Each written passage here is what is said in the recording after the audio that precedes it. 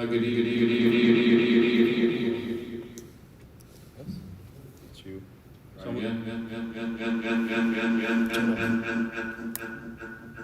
Somebody's your microphone is on. Somebody's microphone's on the Zoom.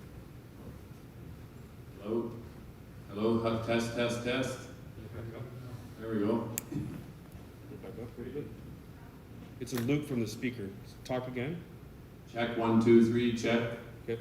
We're good? Yep. Thank you. And I'd like to welcome everybody to the Wainfleet Regular Council meeting, November 16th, 2021. We've already had our closed session, and now we'd like to do our rise and report from that, please. Look for the clerk to speak to that, please. Through you, Mr. Mayor. So council met in open session at 6:30 with a motion to go into closed. In closed session, a discussion and direction was provided to staff respecting a property acquisition matter, a deputy mayor matter with a pending motion in open, a negotiation matter, and minutes were procedurally adopted in closed. So now a motion can be presented to appoint the deputy mayor for 2022. Okay, thank you. Is there a motion? Turned it very significantly. Keep turning it. Mr. Mayor, I make the motion that Councillor McClellan will be deputy mayor 2022. Thank you. Do we have a seconder? Councillor Gilmore. Any discussion? Seeing none, all in favor? That is carried unanimously. Congratulations, Councillor McClellan, 2022 deputy mayor. Thank you. Thank you very much. Okay, we'll now stand please for the national anthem.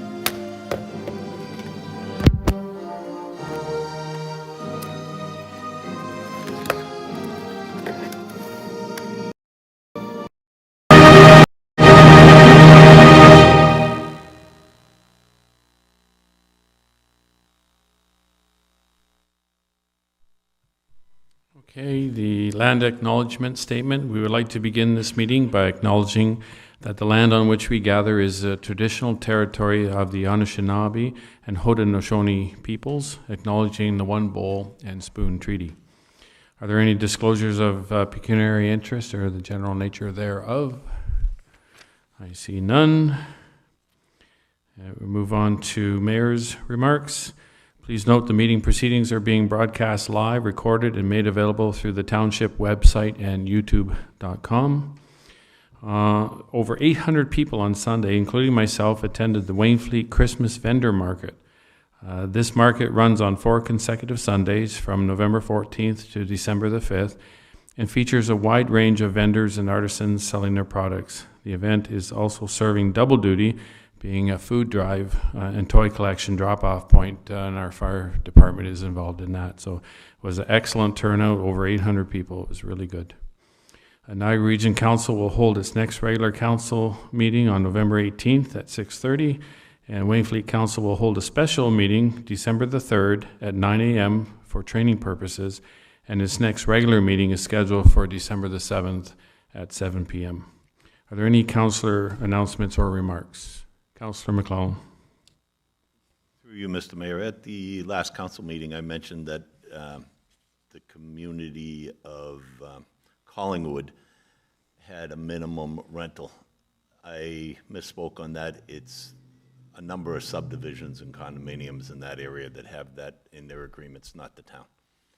Okay, thank you. That's important to know. Any other comments? Councillor Cridlin? Thank you, through you, Mayor. Just, I have a couple. Attended the Regional Transportation Steering Committee this morning. They hadn't met for some time, so they updated us on their projects. And then a few NPCA-related ones as usual. In our correspondence 332, there are the board highlights, so I would encourage anybody interested in staying up to date on the NPCA board activities to please go there. There's 2 items. There's a 10-year strategic plan that a lot of work and engagement was put into, and that's now been approved by the board. And also for just to alert our residents that grants will be available again for 2022 for water well decommissioning. And then the next NPCA board meeting will be held virtually this Friday, November 19th at 9:30 and live streamed. Thank you. Okay, thank you. Any other comments? Okay, seeing none. We're moving on to the previous minutes of the last meeting for adoption of those. Any comments or corrections on those? Okay, seeing none, a mover, seconder, please. To adopt those, moved by Councillor Van Vliet, seconded by Councillor Gilmore. Any discussion? Okay, seeing none, those minutes are adopted. And now we're moving into delegations. I'd like to announce that Frank and Pam from the Niagara region have submitted a delegation request to speak about Niagara region capital projects. You may now turn your camera and microphone on and begin your presentation. You have 10 minutes. Hello? Good evening, Mayor Gibson. It's Carolyn Ryle, the director. Can you hear me? Yes, we can. Go ahead. Good evening, Town Council. Thank you for having us here this evening.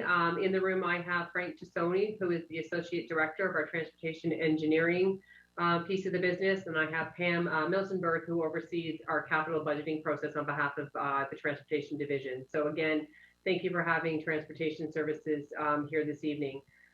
We wanted to walk everyone through our draft 1 to 5 year capital forecast and touch on any projects that may be outside that window, closer to the 10-year capital outlook. I'm just going to provide a quick update on regional safety initiatives that are coming out of transportation, as well as any regional visionary items, just to keep everybody informed.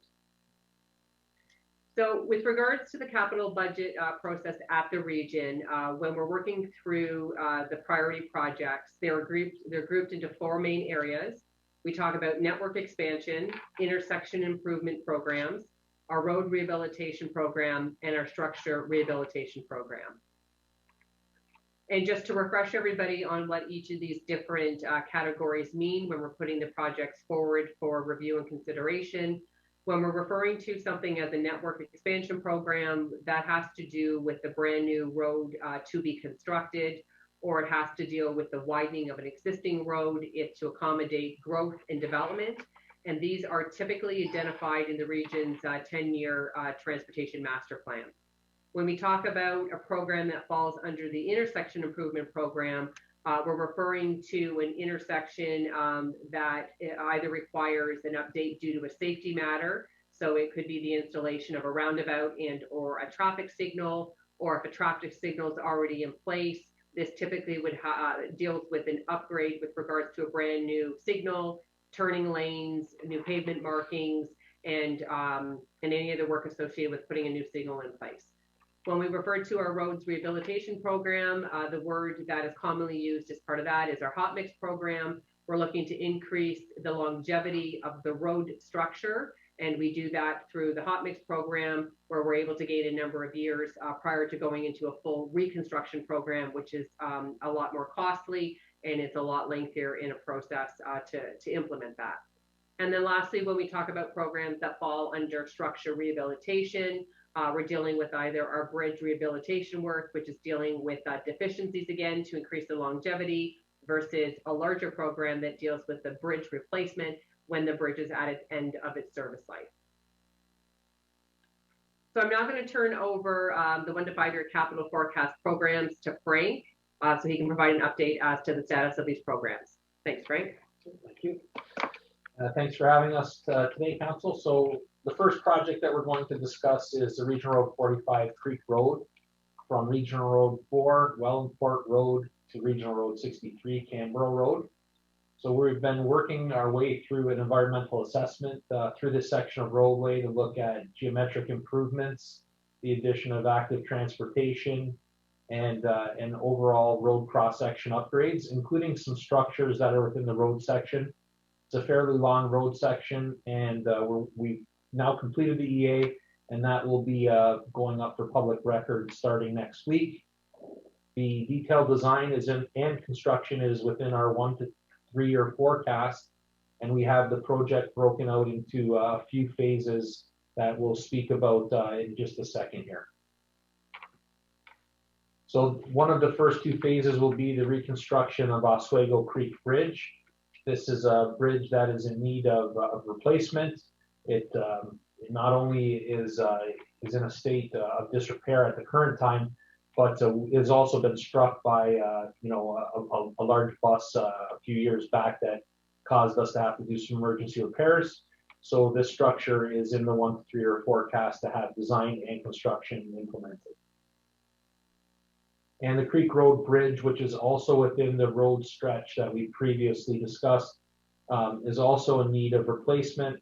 And this will also be part of the first stage. So we'll be looking at doing both structures and the section in between the structures. And then in our 6 to 10 year forecast, we have the Forks Road Twin Culvert, which will be a replacement of the culverts that you can see in the picture there, and a rehabilitation of the driving surface above those 2 culverts. And that sits in our 6 to 10 year forecast. I'll pass it back over to Carolyn now to discuss some safety initiatives and region visionary items. Thank you, Frank. So one of the safety initiatives that has been under a tremendous amount of conversation here at the region is dealing with the Vision Zero Road Safety Program. So I just wanted to let Town Council know that we right now are coordinating time to come back to each of the respective 12 municipalities with regards to the outlook for this program. And we require unanimous approval across each of the 12 municipalities in order to launch and to run the program led by the region. So there is a meeting being coordinated right now. We're working with your clerk's office, where we'll be coming back again to talk about what the road, with the Vision Zero Road Safety Program entails, and then talking about our partnership, the roles and responsibilities, and again, looking for the approval and the support to launch the program. The hope and the intent of the program, which many of you on the line here are familiar with, is that we're dealing with speed concerns and other driver behavior situations that we're trying to correct for. And with the introduction of red light cameras and automated speed enforcements, in addition to the speed trailer that we pull around to provide driver awareness, enhanced pavement marking and signage, with all of this being launched cohesively under the Vision Zero Road Safety Program, we're hoping to see changes in that throughout all of Niagara region with the launch of this, which we're targeting for next year, again, pending all the approvals. And then lastly, just with regards to some regional visionary items to keep everybody informed, the region currently is underway with their complete street design guidelines. This was a transportation master plan objective, which staff have started here. It's been in progress for about a year now. There is an internal as well as an external working group that has been established. There are representatives across each of the 12 municipalities that sit as part of this technical working group. And what we're trying to accomplish is a set of tools and guidelines with regards to all of the regional roads that are across the 12 municipalities, what the characteristics of those roads would be, from the cross section to dealing with sidewalks, active transportation, furniture. And again, it's just trying to put sort of a guideline together so that when we're designing and going out there to construct, we have a toolkit of items that are consistent that we're able to choose from. So there'll be more to come with regards to final approvals and collaboration with the partnerships with each of the municipalities as we continue that conversation and bring it forward here to council for its final adoption and approval. Once complete streets are completed, the region will be moving ahead with another transportation master plan item. It will be going into likely our 2023 budget act. That's to launch the regional wayfinding, which you can see there on the right side of the slide here. is another program that we're wanting to launch again in collaboration with the municipalities on, again, the consistent wayfinding strategy that we'd like to roll out across each of the regional road networks, to providing obviously specific destinations within each of the different municipalities. And then lastly, two other higher level programs where we're working with different levels of government are the Niagara-Hamilton Trade Corridor. That's the redundant highway network or road network that we're looking to adopt from Fort Erie to Hamilton. There's been some preliminary funding applications and working with the federal government that have been submitted, and that we're continuing to continue those dialogues with regards to that. And then lastly, there's the North Escarpment Crossing, which is an environmental assessment the region is looking to start in Q1 of next year. And this is dealing with bringing traffic from the QEW up again a major network up to the top of the escarpment. So there'll be more to come on that with work underway here at the region. So I wanted to thank Council for having us here this evening to provide the 1 to 5 year and 6 to 10 year outlook. And we're now we can open the floor to any questions. Thank you very much, Carolyn, Frank, and Pam. Is there any discussion or questions from Council? Council Gilmore.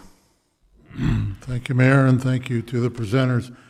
I just want to focus my remarks mainly on the realignment of Wellenport Road and River Road. I've, for the last 40 years, either professionally driven, managed, or owned and managed a trucking company at the other end of Wellenport Road. So this intersection, I'm painfully familiar with this for the entire length of my career. So I'm really overjoyed to see that it's finally, after 40 years, being realigned and long overdue. I do have a number of concerns, and I think possibly if you're open to it, rather than try to do it in this forum, I'm wondering if it would be possible to arrange a short meeting where I could come and just express my concerns with my experience of that particular intersection over the last 4 decades.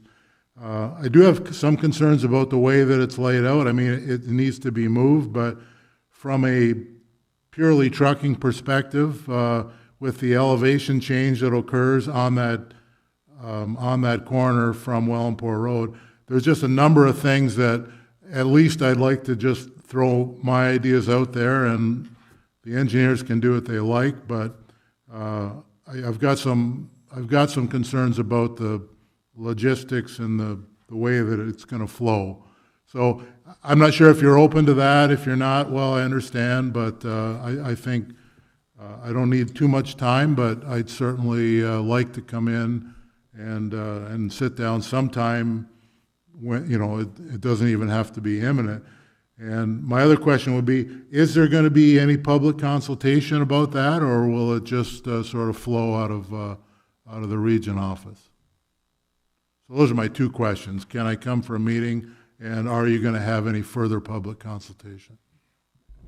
So through Mr. Mayor, the public consultation portion of the project has already been completed. However, we will be coming out to the public one more time before we get into the construction, and that will be to meet with the public and explain how the detailed design process panned out, and to show the actual completed detailed design to residents and how it may impact their properties, or how construction may impact them while we are under construction. So we will have one more touch point for the general public. We're obviously keen to meet with anyone who may have input into the project, recognizing the fact that the EA has been completed and we will be within the 30-day review period. It would be good to have that meeting during the review period. Not that it will have an impact on the environmental assessment. However, that meeting, the sooner we can get that meeting scheduled, the better, so that if there's anything that we need to take into consideration with our RFP when we put out the detailed design, we can include that in that process. So we'd be happy to sit down if you have specific questions or concerns about the alignment of the intersection. Okay, thank you. That's excellent, because I've seen a few other comments from truck drivers who have had concerns about the corner as it's drafted in the drawing in regards to big rigs. And I know Councillor Gilmore, as he said, it's 40 years he's been driving, so it certainly would be valuable to have some input there, I think, from people who have been driving truck that long. Any other questions, discussion? Go ahead, Councillor McClellan. Through you, Mr. Mayor, on the Oswego Creek and Creek Road, as well as the Forks Road Twin Creeks, I don't know where you're from in the region. I don't know how much time you spend in Wainfleet. Our municipal drains are our number one concern here for our farmers. Right now, we may not get any more rain annually, but we're getting way more intense, short rainfalls that are plugging and flooding land here. So those twin culverts that are on Forks Road may need to go to triplet, and I'm hoping you look at that.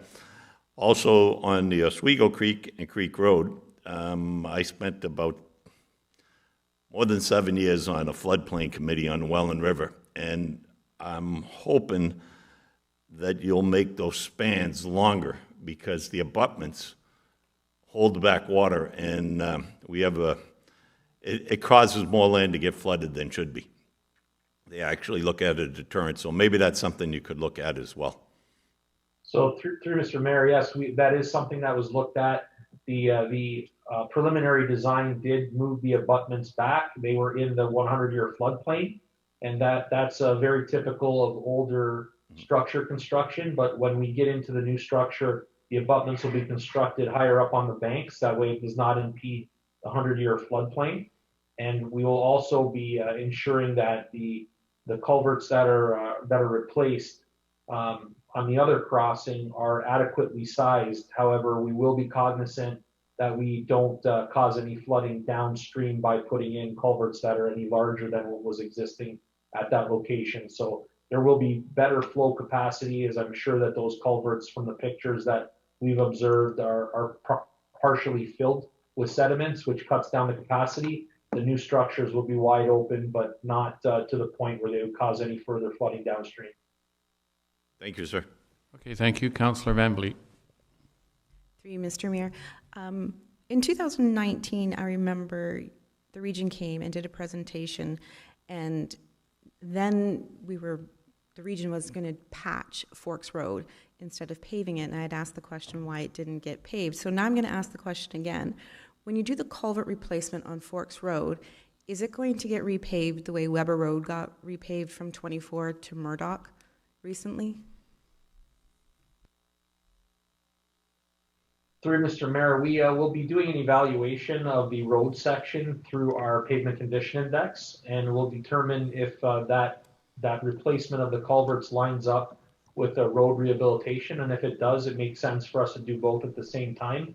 We would line that up so that we inconvenience the traveling public as little as possible. So I can't answer that 100% tonight, but we will be looking at obviously scales of economy, and if we can package the two together, we would look to do that. Okay, Councillor Gilmore. Thank you. Just on Councillor Van Vliet's point, those culverts are on Regional 24. They're not on Forks Road to begin with, based on the picture that I'm looking at. Yeah. And it says right there, Regional Road 24. So I don't know why they're called the Forks Road twin culverts, but anyway, that's another matter. Regarding the meeting, I'll send Carolyn. I'll send you an email, and I can come in next week, no problem. You just give me a couple of dates at work, and I'll make it work. But to Councillor Van Vliet's point, though, that slide is mislabeled. Okay, thank you. Any other discussion, Councillor Van Vliet? I just want to say he's right, but it says Forks Road, so I was assuming it was the culvert by the mill race. Yes, mislabeled. Which needs to be done as well. So through Mr. Mayor, if I could clarify, the Forks Road culverts are simply named Forks Road culverts because they transport water from Forks Road. It is not actually the physical location of the culverts. They are on Regional Road 24. Okay, thank you. Yeah, for clarity, we should probably just refer to them as the culverts on 24, just north of Chambers Corners. That keeps it straight. Councillor Cridland. Thank you, through you, Mayor. And again, thank you, Carolyn, for bringing us this information. Obviously, we're really enjoying learning about the things that are happening here. I'm going to just go to speeding. It's my favorite. So happy to see the zero visioning, and there's some activity coming. I think it sounds quite soon on that, but the speed trailers and things that can be put on regional roads. Is there a way for us to get those sort of on demand or without, or what the criteria would be? We do get requests from residents, on speeding on regional roads that do filter through us. So that's one question. And then if you can share, and you may not be able to share, or you can send it later, I noticed that there's a major change on the portion of Highway 24 north of the 2x4, or north of 27, and the speed limit has changed from 80 to 60. So I would just be interested in learning how that happened, but it doesn't have. It could be at a later time. But finding out how we can get those speed trailers on demand, or as they come up when we hear from residents, just knowing how we could do that in the future, that would be great. Through the mayor, so great question. So with regards to the trailer, it's based on any inquiry that's received through my office, and then it's forwarded to staff. So if you are getting speed concerns or complaints from any residents, all you need to do is send me a quick email. I will forward that to the appropriate safety staff. It goes on to a priority list. The region currently has 2, and we trailer them around the region. We leave them there often for around a week, as long as we can find a safe location to position them. And then we actually are recording the speeds throughout the duration of the time that they're there. We're assessing it to see if there are excessive speeds and when, and then we're working with the Niagara Regional Police if required on selective enforcement during whatever period of time that it may be required. So for example, if there's excessive speeding happening during the evening, that's provided to the Niagara Regional Police, and then they'll assist us with selective enforcement out there as needed. So it's just a simple email to my office, and we're happy to prioritize it and move it out there. Thank you. Okay, thank you. A couple of weeks ago, Carolyn and I met at her office there, and we discussed the future of regional roads in Wainfleet. And I think, Carolyn, I recall you saying that in the next 5 years, there's $20 million of repairs approximately coming to our township, if I recall correctly. It was somewhere in that ballpark. Through the mayor, that is correct. Thank you. So that's a good thing for citizens to know, that significant monies are going to be spent here over the next 5 to 10 years, and even in a shorter term, making our roads safer and helping us in many ways. So I want to thank you both all for your presentation. If there's no further discussion, questions? Okay, seeing none, thank you very much. I have a mover and a seconder to receive that report, please. Councillor McClellan, seconded by Councillor Cridland. Any further discussion? Seeing none, all in favor of receiving that report? And that is carried. Thank you very much. Good evening. Thank you. Have a good night. Thank you. Bye now. Thank you. Okay, we'll move on to our staff reports. And we'll start with Staff Report 30, 2021, borrowing for current expenditures. And we look to our Treasurer, Ms. Louie, to speak to that, please. Thank you. Good evening, Mr. Mayor and members of council. So Staff Report 30 is a routine staff report as outlined in the Municipal Act, which gives the municipality the authority to borrow for cash flow purposes throughout the year if necessary. This report is presented and approved annually. Okay, thank you. So a motion on that would be that Admin Staff Report ASR 2021 regarding 2022 borrowing for current expenditures be received, and that the attached bylaw being a bylaw to authorize borrowing from time to time to allow the Township of Wainfleet to meet current expenditures during the fiscal year ending December 31st, 2022 be read and passed. A mover, seconder to put that on the floor, Councillor McClellan and Councillor Van Vliet. Is there any discussion? The CAO will, go ahead. Mr. Mayor, through you to council, I was just going to comment that although the bylaw's in place for us to borrow if we have to, we have never borrowed we've always been able to maintain our operations without the need to borrow. So it's really just a safety check in case, but to date, we have not had to borrow. And that speaks to the good fiscal management going on here at the Township of Wainfleet, so that's very good. Moved and seconded, that's on the floor. Discussion, any further discussion? Seeing none, all in favor of receiving that report and approving it? And that is carried, thank you. And now we'll move on to 31-2021, the 2022 interim tax levy bylaw. And again, we'll look to Ms. Louie to speak to that, please. Okay, so through the mayor to all of council, so administrative staff report 31. Again, this is a routine staff report prepared in accordance with the Municipal Act, which gives the municipality the authority to bill the interim taxes based on 50% of the previous year's tax bills. It also establishes the interim due dates, which are noted as February 28th and April 29th of 2022. Thank you. The motion being that admin staff report 31-2021 regarding an interim 2022 tax levy bylaw be received, and that the interim tax levy installment due dates be set as February 28th, 2022 and April 29th, 2022, and that the attached bylaw being a bylaw to provide for interim tax levies for 2022 in the Township of Wainfleet be read and passed. Mover and seconder to put that on the floor, please. Councillor McClellan and Councillor Van Vliet. Is there any discussion on this?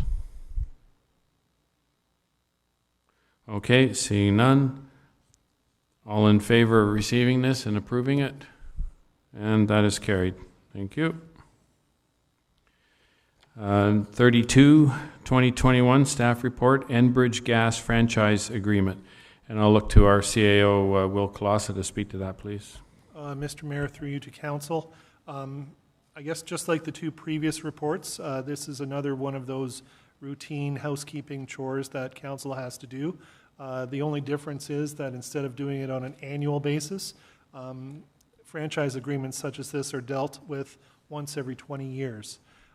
So what we have before us is Enbridge Gas, who supplies over 2,600 individual customers in the township, has an agreement with the township to run their pipes through our road system in order to deliver gas to its customers. As part of the agreement, it is scheduled to expire at the end of this, at the end of 2022, the middle of 2022, and they are approaching the township now to get sort of authorization to extend that agreement for a further period of 20 years. They are asking council to support this, and if council is supportive, the next steps in the process will involve council passing a resolution indicating their support, council provisionally adopting a bylaw later this evening, giving it first and second reading to authorize the agreement. Once that's done, a comprehensive package is put together by the township and forwarded to Enbridge Gas, who then take a package, including our package, to the Ontario Energy Board, which does a thorough review and a public consultation on the proposal. If the Ontario Energy Board is supportive, they will then issue a decision, and once that decision is made, it flows back down the chain through Enbridge to us, where we pass the final, give the provisional bylaw its final reading. We authorize the agreement, sign the agreement with Enbridge, and then they're allowed to continue providing services. That summarizes the process. If anyone has any questions, I'll try to respond. Otherwise, it goes through and we'll be back again in 20 years. Okay, we'll put the motion on the floor first, that admin staff report 32-2021 respecting a franchise agreement with Enbridge Gas be received, and that council of the corporation of the Township of Wainfleet approves the form of the draft bylaw and franchise agreement attached to this report and authorizes the submission thereof to the Ontario Energy Board for approval pursuant to the provisions of Section 9 of the Municipal Franchises Act, and that the Council of the Corporation of the Township of Wainfleet requests the Ontario Energy Board to make an order declaring and directing that the assent of the municipal electors of Wainfleet to the attached draft bylaw and franchise agreement pertaining to the Corporation of the Township of Wainfleet is not necessary pursuant to the provisions of Section 9 Sub 4 of the Municipal Franchises Act. I have a mover and a seconder for that, Councillor Gilmore and Councillor McClellan. And is there any discussion? I have a question. Is 20 years a standard for that sort of thing with all the other municipalities, or it's... Go ahead. Through you, Mr. Mayor, back around the 1980s, 1990s, the terms of various agreements were different from municipality to municipality, and the utility companies were having difficulties trying to sort of negotiate new agreements, different agreements with every municipality. So there was a time when the Association of Municipalities of Ontario set up a working group with the utility companies in order to set a standard agreement in a standard time frame. And the 20 years is now the standard for all these types of agreements. So it's standard. Okay, good. Thank you. Councillor McClellan. Quick question. If the Energy Board didn't approve this, where do we get our gas? It's the only game there is, right? Yeah, that's expensive. Yeah. Through you, you're basically correct, yes. Okay. Okay, if there's no further questions, the motion's on the floor, discussion is done. All in favor of receiving this report and approving the motion? And that is carried. Thank you. Okay, move on to memorandum council request for additional information, draft election sign bylaw. And I'll look to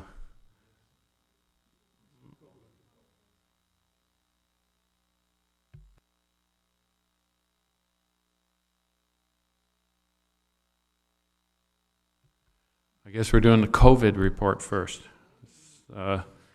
Not here, but go ahead.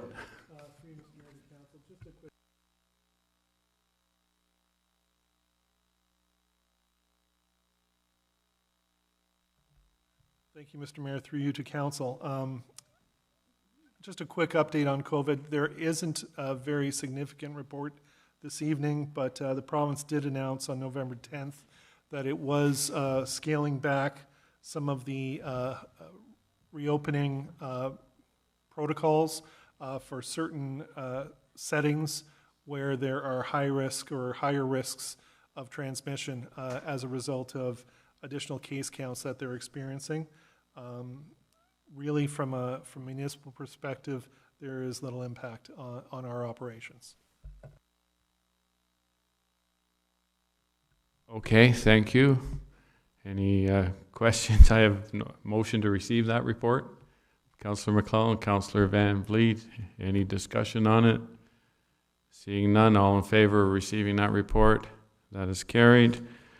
I'm going to guess now I move on to the draft election. There we go, thank you. Council request for additional information, draft election signed bylaw. It was asked about at the last council meeting, and staff has done some research on that. Look to Meredith to speak to that, please. Thank you, Mr. Mayor. Through you to all of council. So the last meeting, the draft election sign bylaw was presented, and additional information was requested from council, specifically regarding limiting signs to private properties, materials of signs, and limiting the total number of signs per candidate. So staff reached out to our internal solicitor. She provided an opinion on the three matters. So although the municipality does have authority under the Municipal Act to regulate and prohibit certain things, the solicitor noted that municipal powers must be in accordance with the Charter of Rights and Freedoms. So with that, there were no changes made to the bylaw, and that bylaw is on the agenda for consideration tonight. Okay, thank you. Motion for that, memorandum from Deputy Clerk respecting council requests for additional information, draft election signed bylaw be received as information. Mover, seconder, please. Councillor Gilmore, Councillor McClellan. Any other discussion? Okay, seeing none, all in favor? That is carried, thank you. Go to the municipal grant and donations. Ms. Louie, for an overview of that, please. Thank you. So through the mayor to all of council, the purpose for this memorandum is to provide council information regarding the municipal grant and donation policy and the projected timelines. So prior to making the applications available for community groups and nonprofit organizations, staff are hoping to obtain some direction on the future of this program in light of the decision made during 2021 budget deliberations. So for some background, staff implemented the policy in 2017 in an effort to provide a modest level of support in an equitable manner while controlling the amount of funding distributed. So annually, the funding requests far outweigh the amount the municipality is comfortable funding. Over the past few budget cycles, members of council have expressed concern with the amount of dollars being distributed to community groups, and comments have also been made regarding certain events held within the township and potentially considering them outside of this policy. So the majority of events and festivals were canceled in 2021 as a result of the pandemic, but the majority are resuming in 2022, including many in-kind requests, which include use of township facilities or properties for meetings or events, which also includes staff time. So in closing, I would open the discussion up to members of council to provide staff some direction regarding the 2022 municipal grant and donation policy and application process. Okay, thank you. A motion to receive that report, please, for discussion. Councillor McClellan and Councillor Cridland. And any discussion on that? So we're looking for direction. Last year was nothing. 2022, things may open up. So Councillor Cridland, go ahead. Thank you, through Mayor, and thank you for the update. I'm not sure where we'll land, but just before we get into the discussion, the policy includes that we proactively, go back out to any previous successful or unsuccessful grantees, I guess. And I would like to see that amended. So I don't know how we do that, but when the policy comes back for review, we don't have to go out and get them. We'll post it on our website, let's say, the grant period's open, and people that find it will find it. So that's how many other grant programs work. You go find funds if if they're available. So I would really like to make that policy change if we can in this discussion, or at an appropriate time in the future if that's not on the table at the moment. In terms of the, I could leave it at that for now and... Oh, carry on. Okay, thanks.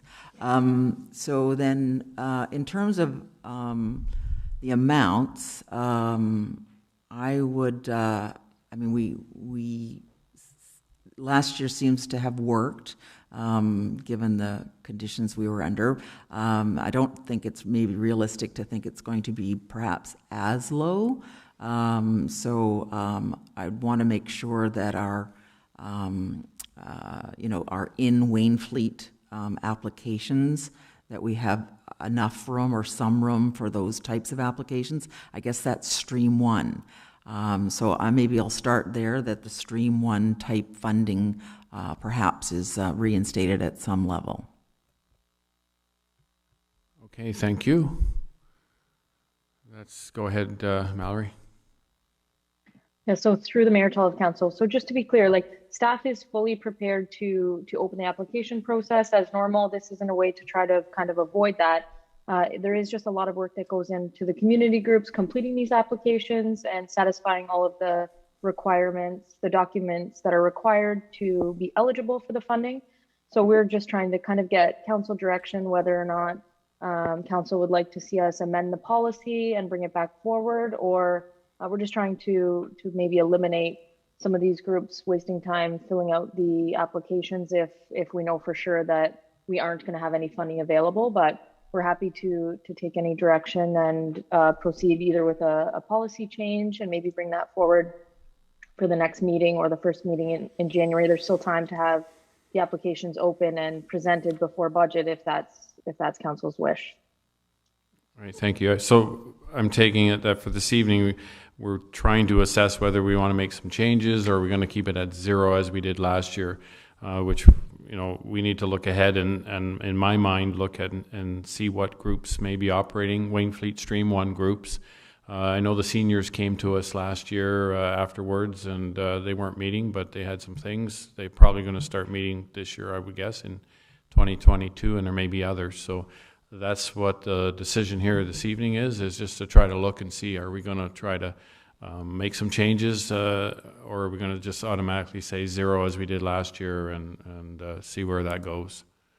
So that's kind of what my understanding it is. Correct, Mallory? That's basically it? Yes. So, any other discussion? We want to give staff any direction in regards to preparing some funding potential for seniors for different things at Wainfleet Stream 1. Councillor McCall. Mayor, I think once before, or twice now, I've brought it up that funding for the seniors should be part of our Parks and Recreation or any other program we want to put it under, but that shouldn't even come up as a thing. We just do it, right? So it's, that money goes over there. These are the people that built this town, worked in here. That shouldn't be coming under a grant as far as I'm concerned. Yeah, thank you. And actually we had discussion about that the other day, about actually making certain things that are key fundamental parts of Wainfleet as a line item in the budget, as opposed to having to do grants. Seniors being one, we discussed the fair, because that's a big thing here in Wainfleet. It's really all we have. Marshville is self-funded, so they wouldn't fall into that. But if there's some other groups like that that are core, integral groups to our citizens, I believe they should just become a line item in our budget, and then the grant process would not apply to those. That they get their steady funding all the time, those Stream 1 groups. That's how we discussed it the other day for a while, and I think that's a really smart way to do it, and then we just budget that. So, thoughts? Go ahead, Mallory. Yeah, so through the mayor to all of council. So just to be clear, although Marshville, you mentioned, is self-funded, they do put an application forward for in-kind, because we do they do request fee waivers for the use of our facilities, as well as operational staff time and fire department staff time, which does have a cost associated with it. Correct. So anything else in regards to placing something as a line item? Those three would be good. I think I saw Donna's hand first. Go ahead, Councillor Cridlin. Thank you. And I think maybe the airport fits under there as a line item. I'm not sure. But again, it saves the grant process. So maybe if we went backwards 5 years and found out the ones that are the ones that we know we would include as line items, that's the ones that you've said so far. The line item idea does take away a lot of the work, but we still will have people coming to us during the year. So we're going to need something that's there for $200 for this, $500, and I think there's ways to do that. We did that last year. So, I mean, the grant policy has served us, and we got down to 0 basically. So it's really, what do we want to do now from 0? Okay, thank you. Councillor Van Vliet, you were next. Well, through you, Mr. Mayor, I was about to say that the same thing Councillor Cridlin was. The airport and something else already is a line. Hang on, let me look. Scholarship grants. Those are separate. But I think we need to have some money available for new groups that are coming around. I don't think we can. There's a lot of new ideas out there, and people have some new events that they want to do. So I think we need to just be a little bit open to that. And not, because I think 2022 people they're going to get out and they want to do things. They want to get going. Okay, thank not you. A huge amount. I think that's a very good idea. Councillor Gilmore. Thank you, Mayor. I think where we get hung up generally every year is on the Stream 2 group. None of us really have any concerns with Stream 1. Some of that does need to be tidied up, made permanent, so that it's not this big ordeal that the seniors, for instance, have to fill out. The airport's obligatory. We're a shareholder. I think maybe this cycle it might be wise to perhaps increase the council grant line to deal with these one-offs for next year. But Councillor Cridlin's point is to not go out and actively seek people to give money to in Stream 2. And so with that notion, I totally concur. But we do need a mechanism to deal with, these certain one-offs. And I've said this before, I'm going to say it again. It's still, at the end of the day, not our job to be the philanthropic and charitable donator on behalf of the taxpayer. And a lot of those Stream 2s fall into that category. Those are charitable organizations that can do their own legwork and raise their own money. Just because a municipality is low-hanging fruit doesn't mean that we need to capitulate to that. So maybe this, we get what we need to get for Stream 1, give us that number, and in the meantime, tidy it all up so that Stream 1 really is Stream 0. It's already always in there. And then for this cycle, we can we can increase the amount that council has direct control of for giving certain one-off grants, and then we'll get through this term and then revisit the whole policy. The next council can revisit the whole policy. That's just kind of what I think. Yeah, and that's very sage thinking and advice. I totally align with that. Tier 1 allows, Stream 1 is extremely important to us because it's our people right here in Wainfleet, and we do have to look after them. Stream 2, just for the public, that's organizations outside of Wainfleet that some Wainfleet people may attend or be involved in peripherally, or there's only a few people. They've come to us in the past and asked for funds as well. So we classified that as Stream 2. Stream 1 is very important. Our seniors, the fair, Marshville, and there may be a few others out there yet as well. So I would like to think that we would give direction to staff to go ahead and populate Stream 1 with some dollars. I'd say consistent with previous year, and we can start there. And Stream 2 would be 0 at this point. Mallory, go ahead. Yeah, so through the mayor to all of council. So I was You're just going to muted. clarify what. I'm not muted. Can you hear me now? Nope, still nothing.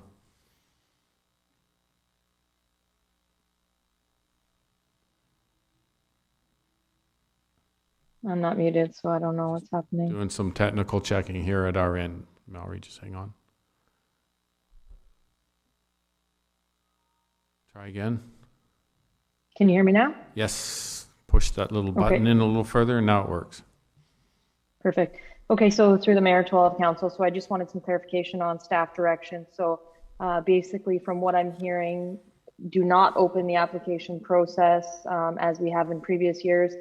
With part of budget deliberations, I'll bring back the figures that are directly attributable to Stream 1, and we will incorporate those into the budget at that time, with potentially a small amount of an increase to the council grants budget line. And at that point, anyone that has a request, it will be made before council, and they can determine whether or not it's approved or not based on the funds available in that budget line. Is that correct? I think that's correct, and that's probably an excellent motion right there, if we can capture that as the motion. Mover, seconder to put that on the floor, Councillor McClellan and Councillor Van Vliet. Is there any other discussion on that? Councillor Cridland? Thank you. I just want to confirm that then we're voting also on that update of policy for those Stream 2. Like, we're not soliciting that can be permanent going forward.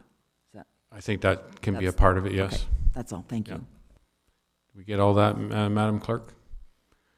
Okay, so any other discussion on that? Seeing none, all in favor of that? And that is carried. A very good discussion on that, everybody. That went really well. Okay, update on fouling of roads by law. And Mr. Kolasa, will you speak to that, please? Through you, Mr. Mayor, to council. This is a request that's been added to the agenda yesterday following some extensive work done by staff over the weekend to introduce some proposed amendments to the Township's 1978 fouling of roads bylaw. We've run into some issues and in attempts to utilize the 1978 bylaw sort of left us with our hands tied. So what we've done is very quickly done some updates to the bylaw. For the most part, the provisions are similar. What we've done is try to improve some of the definitions, recognize or reference the appropriate legislation, which the old bylaw failed to do, and also include some of the new enforcement procedures that are permitted under the Municipal Act and the Administrative Monetary Penalty System. So at this time, again, for the most part, there's not a significant change being made to the bylaw. It's just being brought up to date, made current, and utilizing current language and current protocols for enforcement. The one point that I would make, again, with any sort of bylaw enacted by municipalities, this one included, that in regards to farm operations, there are provisions in the Farming and Food Production Protection Act which allow farmers to conduct their normal farm practices, and that's a defined term in the Farming and Food Production Protection Act, without worry about being impacted by municipal bylaws. So if a farmer is conducting their normal farm practices, then this bylaw will not affect them. But other types of operations will certainly be subject to the bylaw. That summarizes the request being made of you at this time. The only other comment that I would make is that there has been some previous consideration by council of a fill or an alteration of grade bylaw. And again, that is something that staff would perhaps be looking at revisiting early in the new year to deal with as well. But at this time, we'll try to answer any questions. I know our operations manager is also on the line, and if there are questions that I can't answer, hopefully he will be able to assist. So, okay, but motion on admin staff report 34/2021 respecting update on fouling of roads bylaw be received, and that the fouling of roads bylaw appended to this report be presented to council for adoption. Mover and a seconder, please. Councillor McClellan and Councillor Cridlin. And please, Councillor McClellan. You, Mr. Mayor. I'm pretty sure this is happening down in my end of town. And one of the things is I noticed, I think it was Thursday or Friday, I can't remember, somebody had finally gotten a street sweeper out there. And that was great. It did part of the job, but it didn't go far enough. And when I say didn't go far enough, it didn't go far enough on Phillips Road to clean up and didn't go far enough on Regional Road 27. So I have a suggestion here. You're going to get some mud on the road for the average guy that's building a house. That isn't our problem. Our problem is the commercial operations. I'm suggesting here, as in taxes and everything else, when you go commercial, that the fines get heavier, because a guy building a house and he'll go out and clean the road and shovel it off and bring a farm tractor out there and scrape it off. I don't have a problem with that. But what's happening there, you drive down the street on Saturday, your car needs a car wash. You drive down the same street on Sunday, you gotta go and get another one. It's just a mess. Cleaning the road, I probably got 7 or 8 phone calls last week alone about it.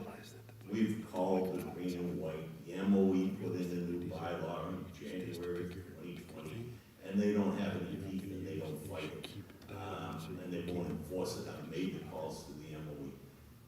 I know Richard has made the calls to the MOE. The two of us were at the opening of that. They are doing nothing for small communities. So I think we have to up the ante, because I read here it's a $500 fine. And then sweeper out. So you're better off getting a fine if you're a commercial guy than you are to call. We have some teeth. Never going to get anything done. So. Okay, thank you. Yeah, I too had a number of phone calls last week about the Lambert Road, and I talked to Richard on Friday morning about it. So I'd like to speak to Richard. Would you like to give a report on what was done there? Yes, through your worship. Can you hear me? Yes. Excellent. Okay. Through your worship to all members of council. Yes, we've been dealing with situations in that area for quite some time now. We've tried, as Councillor McClellan mentioned, we've tried alternate agencies to assist us and try and help us with no avail. Twice last week, we actually sent our own equipment down there to scrape the road to try and alleviate some of it with promises from the contractor that they would do it, but again, to no avail. Friday, it was noted by staff because we've been doing regular rounds through there. We put in place started making phone calls right away Friday morning, and we were already starting to make arrangements for cleanup as we were getting constituent phone calls complaining as well. So, it takes some time to arrange for some of this contract equipment. They can't just drop whatever they're doing. And in this case, they did assist us very well and did manage to get equipment down there right away that day. But again, they assisted us where they could. And we don't have our own street sweeper. We did the first initial sweeping we did with our loader. But as traffic and the volume of these heavy trucks are packing the clay into the surface treated road, if it was asphalt, it might clean up a little bit better, but because it's surface treated, it actually needs its way into the surface and it's a lot harder to clean. So we've made several attempts to clean it and we'll keep monitoring it as we go. But as our CAO mentioned, we've had some difficulty trying to reel this in with the current bylaw as it stood. So that's why grateful that we had a chance to bring this forward for council's consideration tonight. Thank you, Richard. I've been by there a number of times myself, and it's like a commercial operation going on there. There was 5 dump trucks, bulldozers. It was really busy. The road was an absolute mess. I totally feel for the citizens that live in that area. We definitely have to look at this and perhaps up the fines. They have to go out there and clean that road every day. There's chunks of dirt and mud out there that if they freeze would take out the steering and oil pan and that in a car. So we do have to get on this, and hopefully this bylaw we can start get it approved and start enforcing it, because it's a mess out on Lambert there. It's not good. Councillor McClellan, go ahead. Mayor, again, this is to Will. This particular round of earth that's being moved into that site is coming from a site in Welland. It was in the papers, it was everywhere. I don't know as a township if we should be getting a hold of the owner of that site and telling them the damage that's being done. And I mean, when you go for a building permit and a site reclamation, it's months, if not years, to put up one of these big buildings. They're looking for brownfield funding, they're looking for all this. It should be mandatory that before they get issued a permit, the dump site is confirmed. It's confirmed with the municipality it's going to. It's confirmed that it's clean fill coming in. Richard and I brought this up at the MOE's grand opening of this, but they don't care. So, I mean, I think we have to get harder on this and send a bill and send the owner the bill, as well as the guy that owns the land. Find the guy where it's coming from. That's when you're going to get some attention. So I don't know how we do that. Legally, we write a bylaw that we can do that, but that's what we have to do. Go ahead, Will. Through you, Mr. Mayor, to council, it's a really good question, and it is a real head scratcher that we've been working on for a while now. And I guess there are basically 2 issues. One dealing with the felling of roads, which is what this bylaw purports to do, which is the first initial step that we could take very quickly to deal with this. And again, we have laid out a sort of mechanism that gives us the tools to be able to address situations as they occur within the township. We have set up administrative monetary penalties, which are intended to sort of address violations that are clear and visible and need to be dealt with. And those administrative monetary penalties, as they're proposed, are on a daily basis. So on day one, if there is mud being tracked on, it's an administrative monetary penalty, and at this stage, for example, we're looking at $500. Day two, if it's continuing, guess what? It's another $500. Day three, if it's continuing, it's another $500. So there is that mechanism in this bylaw to allow those continuing offenses to be continually dealt with. In addition to those administrative monetary penalties, there were comments made about cleanup that might be required, and it costs more to clean up. I'll pay the fine and leave it. The bylaw is also set up such that if we are required to clean that up, then we charge back the full cost of cleanup in addition to the penalty. So it is not just a $500, it's $500 plus cleanup per day that this continues. So that gives us at least a little more flexibility and ability to deal with that under the administrative monetary penalties.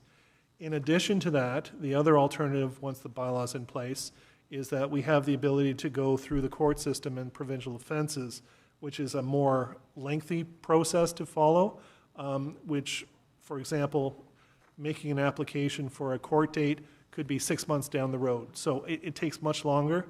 But that said, the courts have additional authorities to deal with continuing offenses as well. So they can be a little more final in their dealing with things. So that's, I guess, my comments regarding the felling of roads portion. The other comments that the councillor made, again, very good and very, very real. But from a felling of roads perspective, I don't know that this bylaw would be able to do that, and that's why early on in my comments, I suggested that the other thing we'd like to look at is a site alteration or fill bylaw. Again, it's something that council started down the road earlier, I want to say even this year, that we reached a point when the ministry announced that they were implementing new rules and regulations regarding the moving of fill. Again, we're finding out that as nice as that announcement was, it is not fully implemented and it's not fully functioning right now. And therefore, we'd like to resuscitate the original bylaw that we had been working on and bring that back, and perhaps that's the sort of backup to this bylaw that'll give us the sort of full control to try and deal with those problem areas that we know to exist. Go ahead, Councillor McCollum. Through you, Mr. Mayor, there's two things on that. So the sweeper has a 4-hour minimum. I got a price on a sweeper today. It ends up costing more than $500 just for the sweeper. So if we do this and we decide to leave it at $500, we better be enforcing it every day, because otherwise the guy's saving money by giving us $500. And if we're not going to go and call the guy and send it out there, then again, we have no teeth. So it should be more money. And then my other thing is, this gentleman that's putting up this beautiful building, maybe we need to call the newspaper, because he got a full paid ad of what he was doing. Maybe we need to call the newspaper and say, yeah, well, here's what's happening in our community because of what he's doing over there. Then you'll get some attention, because right now, law enforcement is doing nothing for us. Okay, thank you. We need to, how fast can we get this? Once it's approved, we can start enforcing it right away? Through you, Mr. Mayor. Well, the bylaw is scheduled on the agenda later this evening. Yes. If you're supportive of running it through as it is, enforcement can begin as early as tomorrow. Excellent. Councillor Cridlin's next. Thank you. Through you, Mayor. This is new for my eyes in terms of just trying to catch up. So I know it was late getting to us, and thank you for the work. It sounds like it's responding to something that's obviously very urgent. And if this bylaw, by solving the problem that we have at hand that's pressing, happens to be capturing others that we haven't maybe considered that this bylaw may capture, when I look at it, I can see there's a few things that we maybe aren't, usually we pause for the, the third reading at the next council meeting.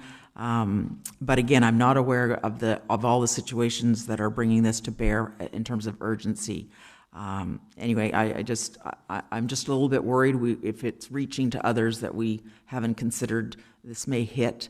It sounds like it's commercial driven, but I'm not quite sure if it's going to hit the tourism section, et cetera. So I'm just going to put that hesitation out there. I still will likely support it, but we might have to revisit it. Thank you. Okay, thank you very much, Councillor Crillon. Councillor Van Vliet. Through you, Mr. Mayor, I just want to comment on what Councillor Crillon said. This is urgent. And it's not brand new. It's been ongoing for quite a while. It's just escalated in the last, I don't know, since summer, I think. So we're not going to be penalizing anybody else. I don't see this going on anywhere else in the township. I don't know if anybody else sees anything like this. And speaking from the farming community, I know most farmers clean the road up or spray it down or do whatever. So it's not, has nothing to do with farming. This is, I don't know what the person's doing out there, but it's not good. I'm going to, if we enact this evening, we should start enforcement tomorrow. And then I would like to try to arrange a meeting with the landowner there, and perhaps a discussion with that person might help us get the problem alleviated, because if it just continues, then the fines may add up, but if they keep doing it, the whole goal here is to change human behavior to make it so that other people are not bothered by this, and I've seen it myself. So I'll look to staff to try to arrange that after if this bylaw is enacted. Councillor McClellan. Through you, Mr. Mayor, I know homeowners that are in the neighborhood that took fill and brought it in, and I have seen the housewife out there shoveling off the road because there was mud there. Somebody that's building in the neighborhood usually wants to make friends with their neighbors, not get them mad at them. Yep. This is a commercial operation. Every one of those trucks dumps there, the owner is getting money. Most likely somewhere in the neighborhood of $100 a load. So you going to have a little chat with them isn't going to cut it. It's not a matter of whether it cuts it or not. It's a matter of taking that step. So as we move down the road in enforcement, we can say we've had that conversation. If he doesn't listen, that's fine. That's not the point. The point is hopefully he changes his behavior. That's the goal. If he doesn't, we can at least say we had the talk with him. And then when we up the fines and we start taking more action, we can say, look, we've had that conversation. Nothing happened. He's been getting fines, and now we're doing this. It's simply a matter of a step in the process. And you never know, it might work, but as alluding to what you're saying, probably not. So, Will, go ahead. Mr. Mayor, through you to council. And again, just based on the comments that Councillor McClellan made, I would point out again that this bylaw that you have before you this evening is basically an update to the 1978 bylaw. All the original provisions in part 4.1 are basically identical, just modernized with respect to the sort of modern legal language. The new provisions deal specifically in section 4.2, and there are two clauses in that, and both of those clauses are basically the same, but they deal with the owners of the property as opposed to for example, driver of the truck that might be causing the problem. So really all this bylaw does, the only real substantive change is that we are now bringing accountability to the owner of the property that is the site where all the issues are happening. So fundamentally, there is no further expansion or anything along those lines. It all just boils down to we're now narrowing the focus on the property at which all the activity is happening at. The second thing I'd like to point out, again, as Councillor McClellan raised, the administrative monetary penalty structure that we've sort of implemented is based on some of our other bylaws. But if that section 4.2, again, is something that council wishes to revisit the fines, the administrative penalties.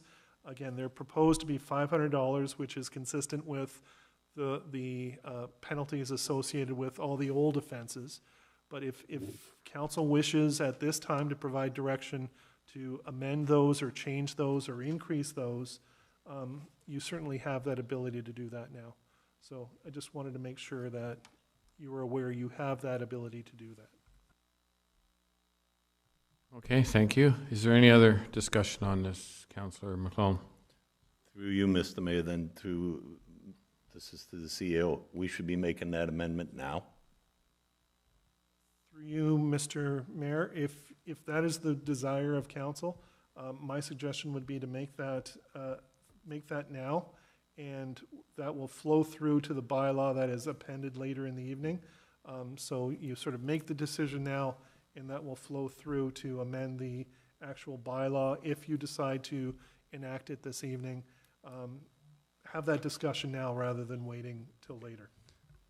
Okay, go ahead, Councillor McClellan. So if I can, then I'd like to make a motion that on our fines in column 3, can we make this a 2-stage for residential and commercial? Can we do that? Through you, Mr. Mayor, if you were to do that, the appropriate way to do that is to reference, for example, the zoning on a property, because we're dealing with land. Yeah. So if the property was a residential property or a agricultural property, it would attract this kind of penalty.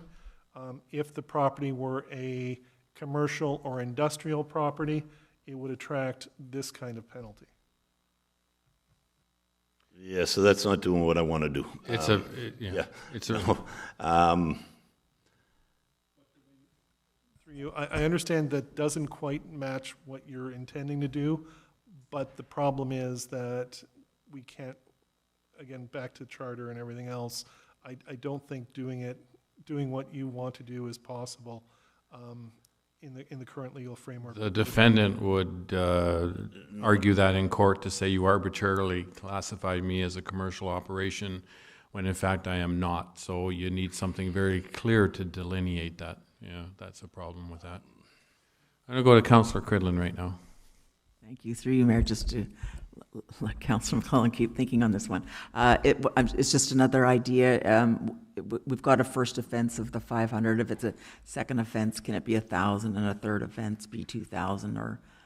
But that might be the same answer. Thank you. Actually, through you, Mr. Mayor, if my recollection of the review of the Municipal Act is correct, we can increase or enhance the fine for second or third or fourth offenses. So I think we do have, I'm fairly certain, I'm going to say yes, we do have that ability. Is Councillor McClellan smiling yet? Yes. That works. Councillor Gilmore. Thanks, Mayor. Well, I support that idea.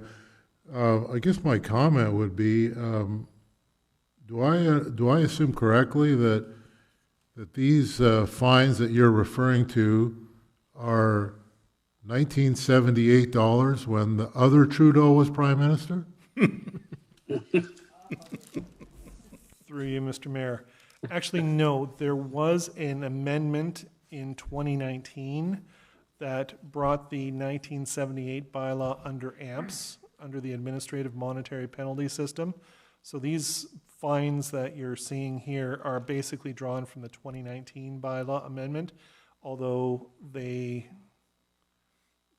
could warrant some update in 2021.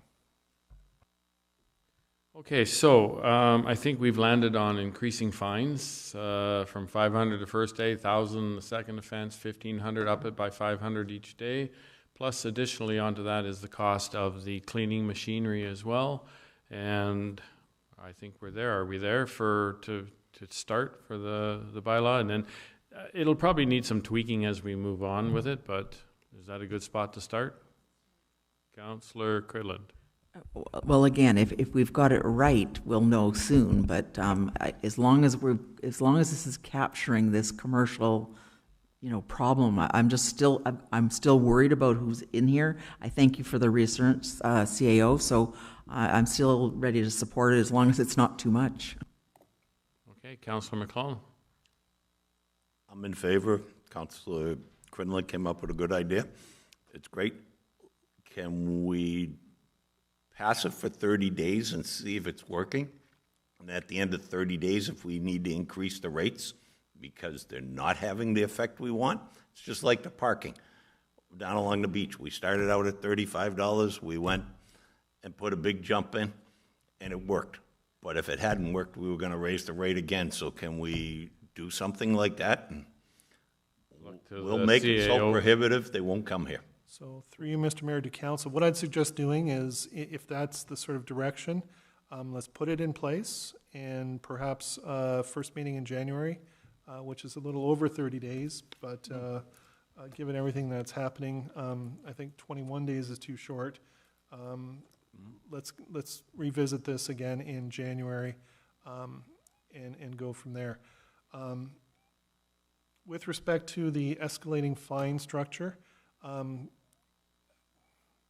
for clarification purposes, I think what I heard members of council say, first administrative monetary penalty occurrence of $500 as proposed in the bylaws, okay. For a second offense, I think I heard $1,000.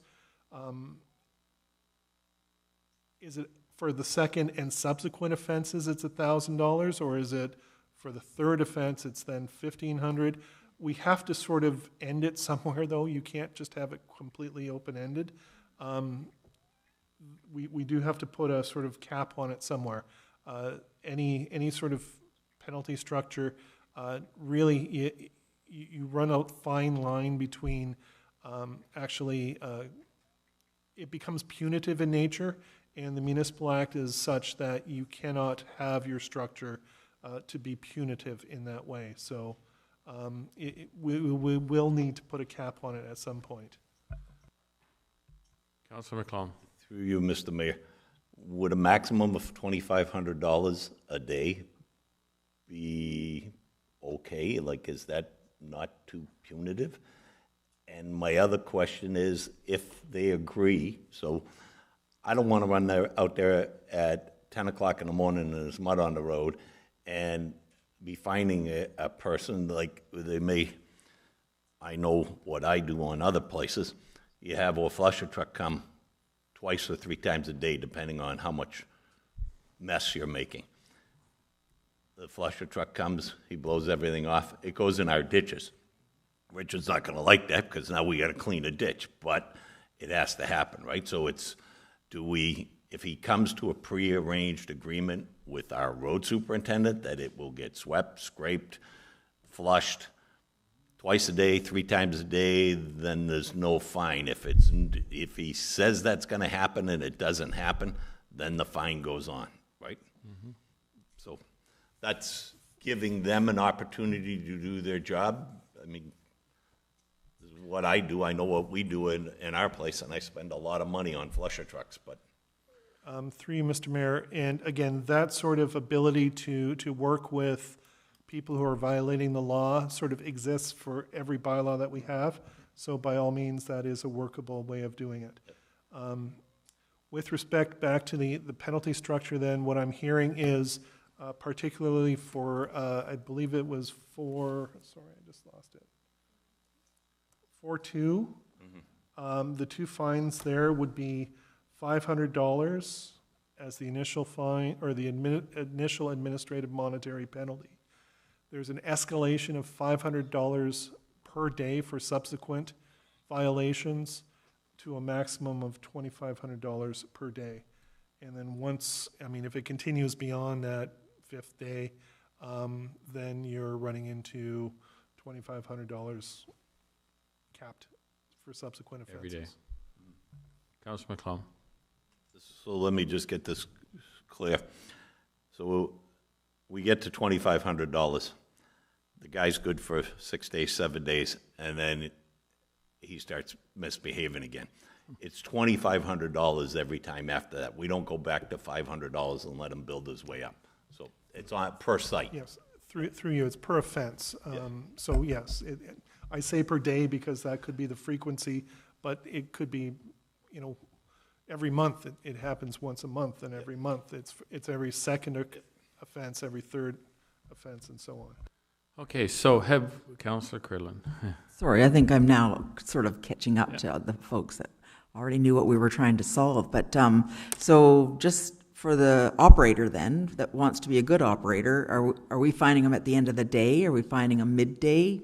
When does he breach the problem?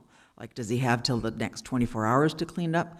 Like, you raised a really good point. Like, if somebody comes into us, he's probably never going to get fined. He's going to say, I'm going to be cleaning the roads every Thursday at noon, or whatever they're going to be doing. So how do we avoid this, you know, altercation kind of thing? Will? Actually, I know Richard's there and he's been silent, but he often does deal with situations such as this, especially when dealing with farmers or the agricultural industry. And I mean, he can provide some idea of how he deals with them. And again, it would be the same sort of process in situations where they're non-farm operations. So maybe I could ask Richard to comment on that. Thank you, sir, and through your worship to all members of council.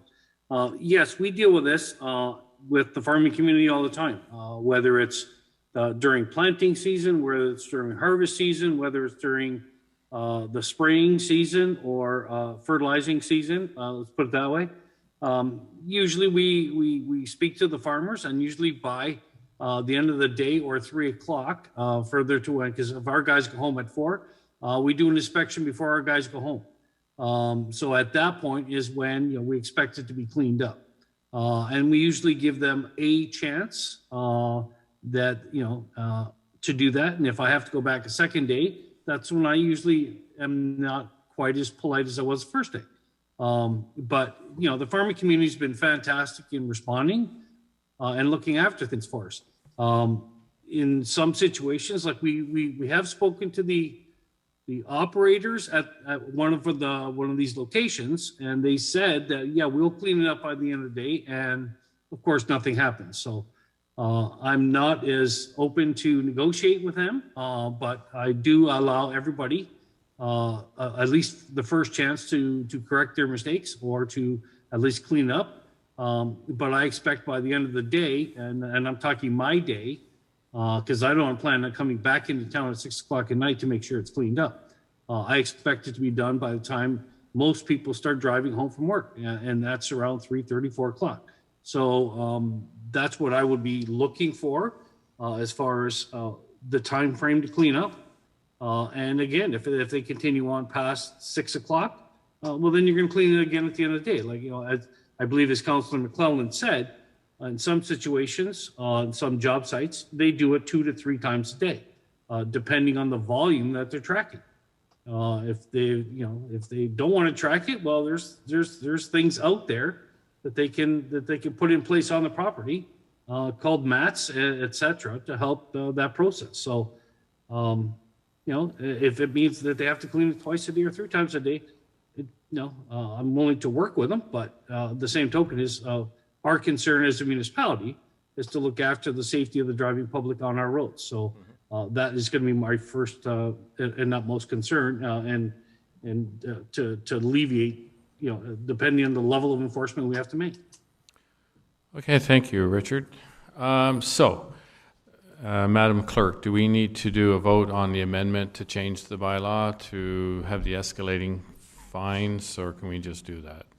Through you, Mr. Mayor, that would be a decision of council. If there's a general consent to do a friendly amendment, we can just change the motion that's on the floor to include the amendment without actually having to vote on an amendment. Okay, it's up to council. Is that friendly with everybody? And all heads are nodding yes, so we'll make that change on a friendly amendment to it. Okay, so I think we've come to the end of this one, the motion as it is there, and it'll be amended on the appended bylaw attached to this report. And no further discussion. Everybody in favor, please, or opposed? In favor? And that is carried. Thank you. Good discussion. Bylaw enforcement, animal control agreement. We look to Ms. Earl to speak to that, please. Good evening, and through you, Mr. Mayor, to Council. This report looks at the renewal of our animal control contract with the Niagara SPCA. The NSPCA currently performs services on behalf of the township for 3 animal-related bylaws, and they are the licensing, regulation, and control of dogs, animals at large, and the regulation of exotic and dangerous animals. The current contract agreement for 3 years is set to expire at the end of this year. As the township does not have qualified staff to act as animal control officers, nor do we have a suitable animal shelter, township staff recommend renewing the contract with the NSPCA for a period of 5 years. Thank you. Okay, thank you. So bylaw being motion being in BSR 008 2021 be received for information, and that council authorized the mayor and clerk to renew an agreement between the Corporation of the Township of Wainfleet and the Niagara Society for Prevention of Cruelty to Animals and Humane Society for Animal Control and Humane Services. A mover and seconder to put that on the floor, Councillor McClellan and Councillor Gilmore. Any discussion on that? Okay, seeing none. All those in favor? And that is carried. None opposed. Thank you, Ms. Earl. Moving on to our drainage staff report. And we'll look to our drainage superintendent, Mr. Jemison, to speak there, please. Great. Thank you. Through you, Mr. Mayor, to all of council. So Drainage Staff Report 16 presents the Chambers Corner Drain Extension. It's a new 220-meter long municipal drain that was created under Section 4 of the Drainage Act based on a township submitted petition to facilitate drainage at the Central Fire Station facility. There was a site meeting held on September 16th, 2021, and then the survey took place that day as well. There's an existing ditch and swale that's on the neighboring property to the south that is going to be improved and will serve as the legal outlet for the Central Fire Station facility, which is accessing the Chambers Corner municipal drain. Impacted landowners were provided a copy of the report and notice of this meeting as per the Drainage Act. We didn't have anyone request attendance. I spoke with one landowner about it this morning and provided them the YouTube link. So following the provisional adoption of this report, the next step would be to schedule the court of revision, where the court would hear any appeals based on the assessment schedule. So I'd be happy to take any questions about this. Thank you.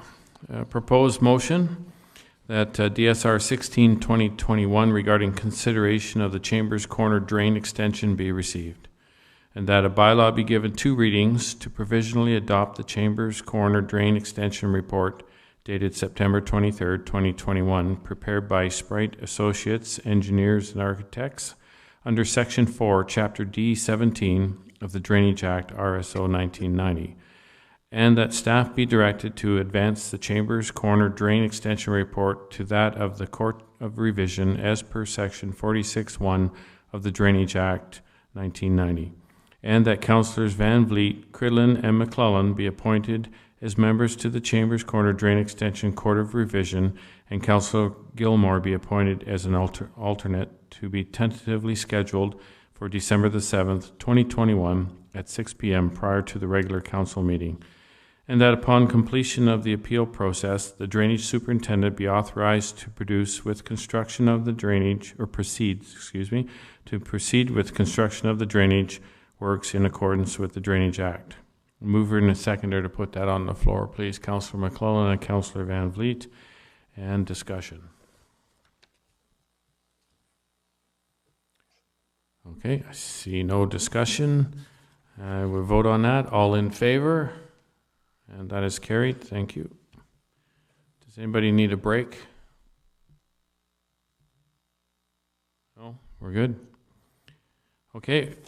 Fire staff report, and I'll look to the chief to give an overview of that, please. Can't hear you, chief. There we are. Sorry about that. Good evening, Mr. Mayor, members of council. This first report is the second and third quarter activity review for fire service operations. As always, it covers human resources, fire prevention, public administration, emergency operations, as well as any of the equipment and apparatus upgrades, as well as the priorities for the fourth quarter. So going through that, if council has any questions, I'll be happy to answer them.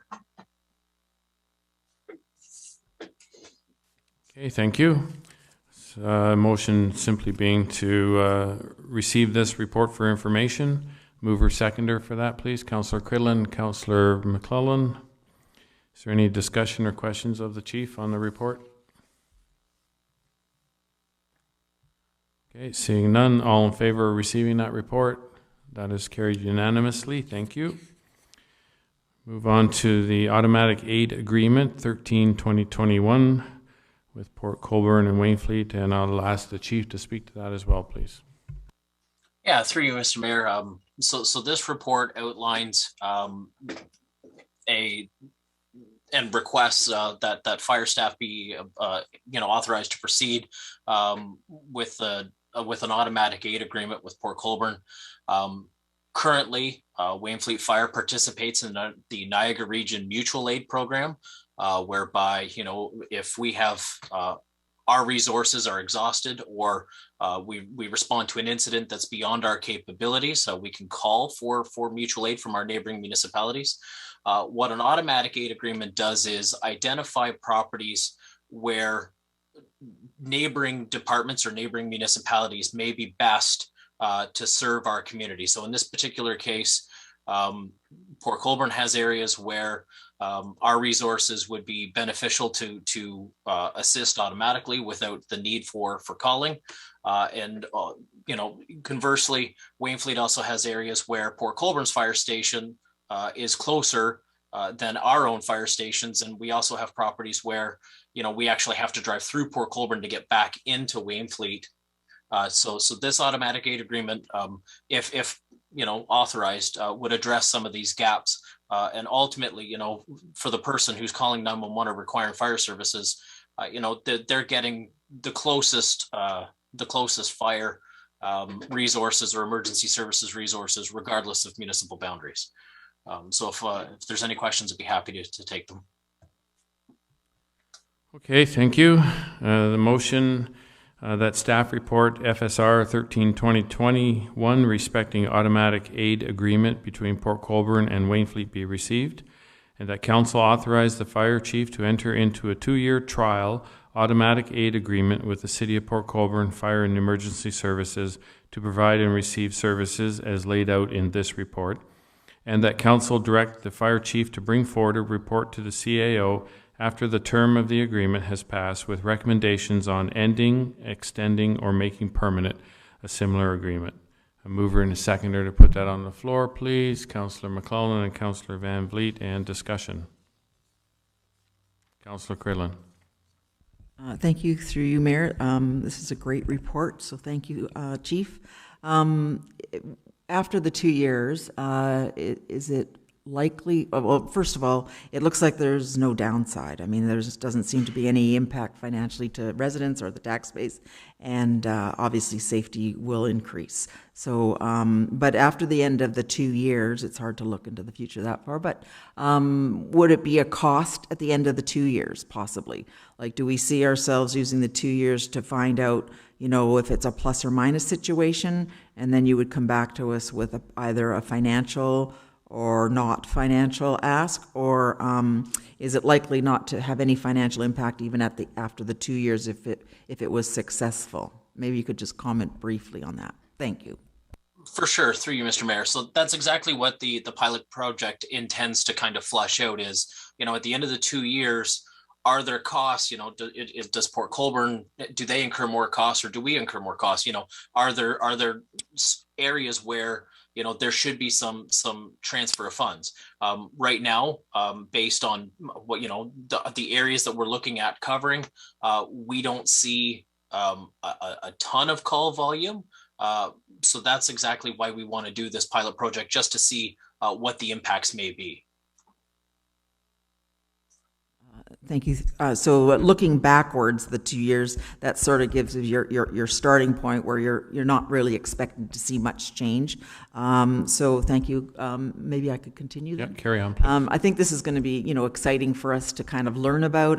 We're not going to hear the final results. We're only 10 more months for the term, but is there a way that you can put some quarterly updates then in your normal quarterly report that we just seen on this particular pilot project, so we can have a sense of how it's going?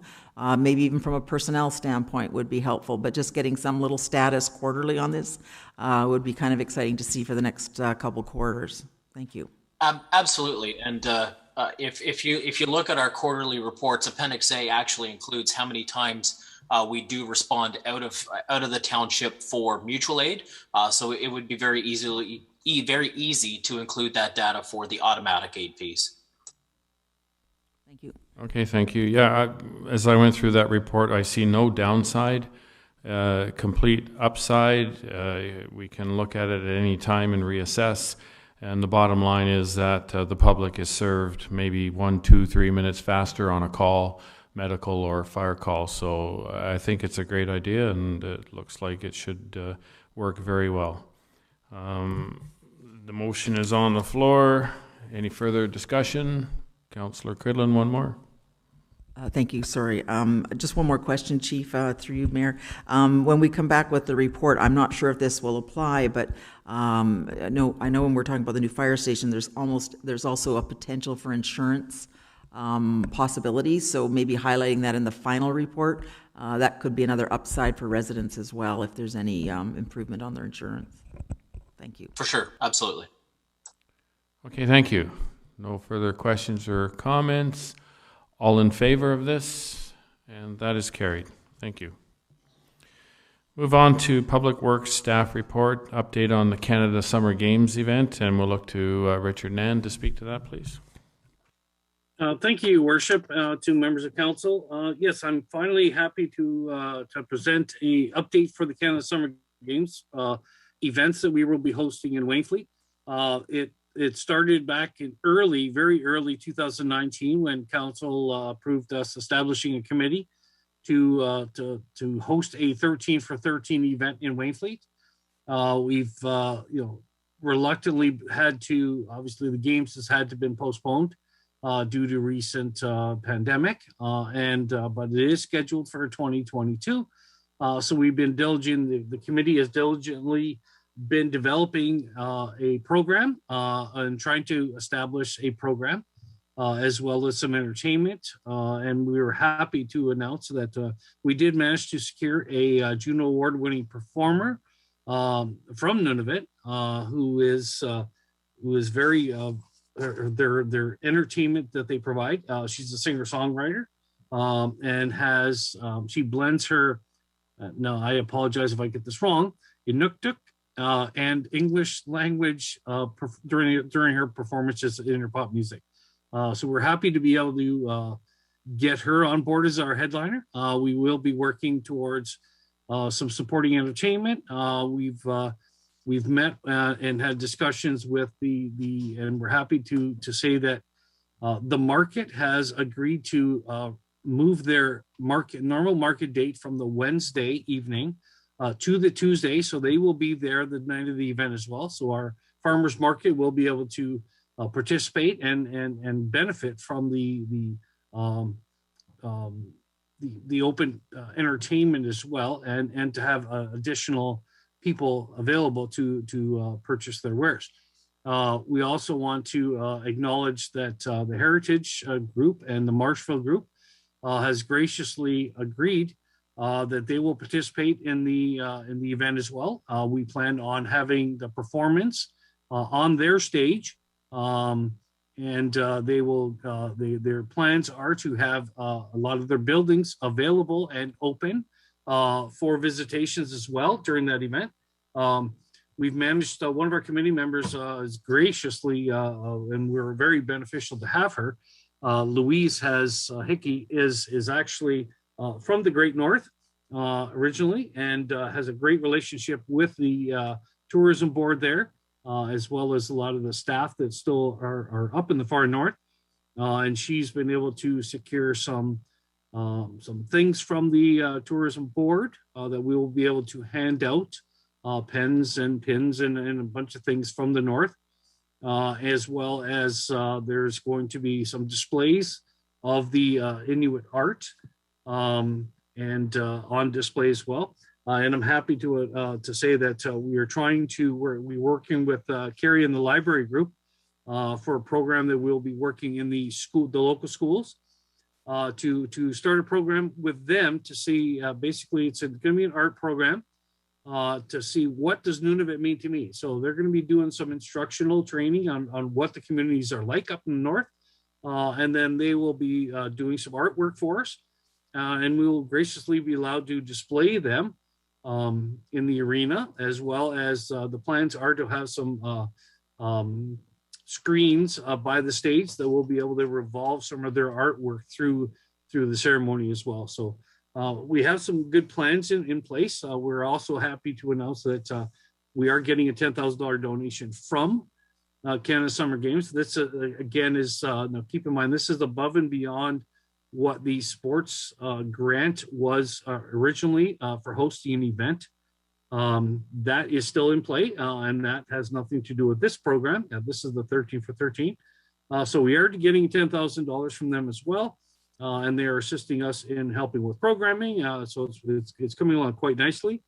So we're just happy to announce that we are moving forward. And then we were just going over the financial pictures and the budget, because we are hoping to engage as many of our local residents as we can, whether through volunteering or just to attend the event, because it will be an open event for our public to attend.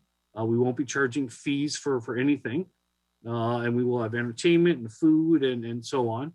And so what we're proposing to do is, as you can see in the report, we're proposing to use the funds that were set aside for the Canada Day that we haven't had or haven't been able to do for the past couple of years. And it was already in the budget. It's now been placed in reserves for future. We're proposing to do that, use the funds that were available from those 2 years. So it won't impact any future budgets considerations as well. So I'm open to any questions if council has any. Okay, thank you, Richard. What is the dollar amount of the unused reserved funds from the previous 2 Canada Days? Through your worship, we have been budgeting around 13.5 for the 2 years, like each year for the 2 years of Canada Day. And again, we're proposing to use up to that amount. And obviously, if we can come in under budget, we will. But we need some availability to look at some supporting entertainment. We're going to need some electronics and AV and staging equipment, obviously, because we have a Juno Award winner coming. There will be some things we will have to do for upgrading the site to accommodate handicap accessibility and a few other things that we'll have to improve. So we're planning on utilizing that, as well as one of the things we're looking at is potentially any improvements that we do. We will be working with the Marshfield group as well, and hopefully it's not going to be a one-time thing. So if these improvements will enhance Marshfield, then it can become a legacy for them as well. So it's not like we plan on putting them in and then tearing them right back out again. If there's electrical that we need to improve for some of the lighting or staging or whatever, we plan on leaving that for their utilization as well. So I think it'd be a win-win for all. We're not going to spend money frivolously, but we also need to have some contingencies for weather conditions and bleachers, etc. As we move forward. Okay, thank you. We'll put the motion on the floor and then we'll have discussion that PWSR 2321 respecting the update on the Canada Summer Games Wainfleet community event be received, and that council authorize the use of unexpended funds from previous Canada Day programs currently held in reserves to assist with costs associated with the 13 for 13 program to be held in Wainfleet on August the 16th, 2022. A mover and a seconder for that, please. Councillor Van Vliet and Councillor McClellan, and now discussion. Councillor McClellan. Through you, Mr. Mayor. So, Richard, if I understood that right, we spend $13,500 a year on Canada Day, and you're proposing to spend 1 year's worth, or you're proposing on spending $27,000 on this? Through your worship, for instance, headline entertainers are anywhere between $5,000 to $7,000 or to $10,000 just for entertainers. So, we'd like to, obviously to promote somebody local that we're hoping to get with the Juno Award winner as well. So we're hoping to utilize as least amount as we can, but we'd like to have the availability to use the amount for the both years, which would be the approximately 27. But again, that's just a budget line item, and it's not like we're saying we're planning on spending the whole lot. It's just for availability during negotiations and planning, etc. Okay, thank you. And so Canada Day this year coming up, July 1st, is going to be a third year that we'll budget for. So there's 2 Canada Days right now that are in reserve, and then this year will be budgeted for, and we'll pay for that as it comes along as per normal. So those 2 years are sitting there not used. That's how I'm hearing this. Through your worship, yes. If council decides during the budget process that they'd like to have a Canada Day celebration this year, then the budget proposal for 2022 won't be affected. That'll be for the Canada Day celebration for 2022. We're just proposing to use the funds that were placed in reserve already, not to add any additional in the future budget. Okay, thank you. Any other questions? Councillor Gilmore.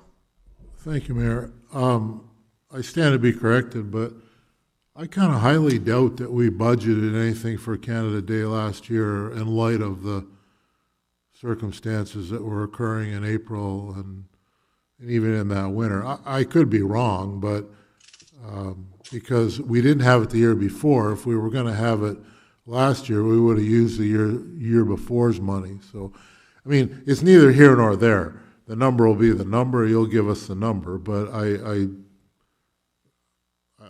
could be wrong, but I'd almost be shocked that we budgeted anything for Canada Day in 2021. Can we hear from Mallory on that, please? I hate to put her on the spot, but perhaps she can shed some light there. Ms. Louie? Yeah, so through the mayor to all of council, I'm actually just looking it up. I do believe that, I don't think we did remove it from the budget just because we were hopeful that we would be able to do some sort of celebration, whether it be virtual or not. And then taking it out and putting it back in the next year would have a greater budget impact. But if you just give me 1 second here, I will confirm that. Through you, Mr. Mayor, while the treasurer is looking that up, again, as Richard pointed out, I think we've identified that potential reserve of money to be available. It is not the intent of staff to spend the whole amount, but just recognizing that as being a potential source of funding to be able to draw from is really what we're looking at. So again, there is not a plan to spend the entire amount, just like there is not a plan to have to borrow monies from the bank, but we just want to be able to have a sort of area that we're looking at if the need arises to be able to fund that. And I think the treasurer may have found the reference in the budget.